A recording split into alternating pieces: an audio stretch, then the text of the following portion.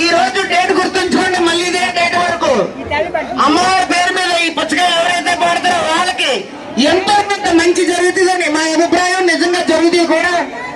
నేను గమనించండి, 1300 రూపాయలు 13 మధు అయిపోయారు. 13 పళ్ళు ప్రియుడు ఎక్కడున్నాడు? రావాలి ఇలా వచ్చేటైతే మాయా మీ గౌరవం తీయమ్మా ఎప్పుడు కూడా రావాలమ్మా. 1400 రూపాయలు పువ్వుల మహేంద్ర వరలక్ష్మి దంపతులు 1400 రూపాయలు.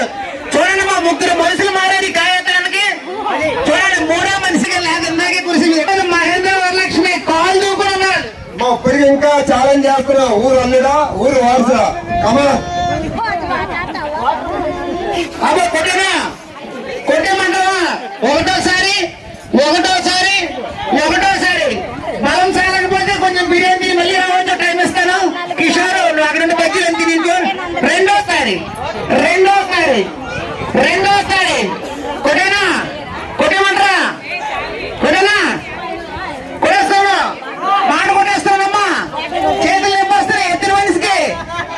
కొట్టేనా మూడోసారి శ్రీ పైడితల్లమ్మవారి సన్నిధిలో ఎంతో విలువ కూడా భక్తులు ఇచ్చింది. ఇది ఎవరు ఇచ్చినారమ్మా? భక్తులు ఇచ్చింది. కేవలం భక్తులు ఇచ్చిన పుచ్చకాయకి 1500 రూపాయలు విలువ పుచ్చకాయ అయిందని. అది 100 అవచ్చు 10 రూపాయలు అవ్వచ్చు. దాని విలువ అంత దూరం వెళ్ళింది. ఈ పాట పాడినందుకు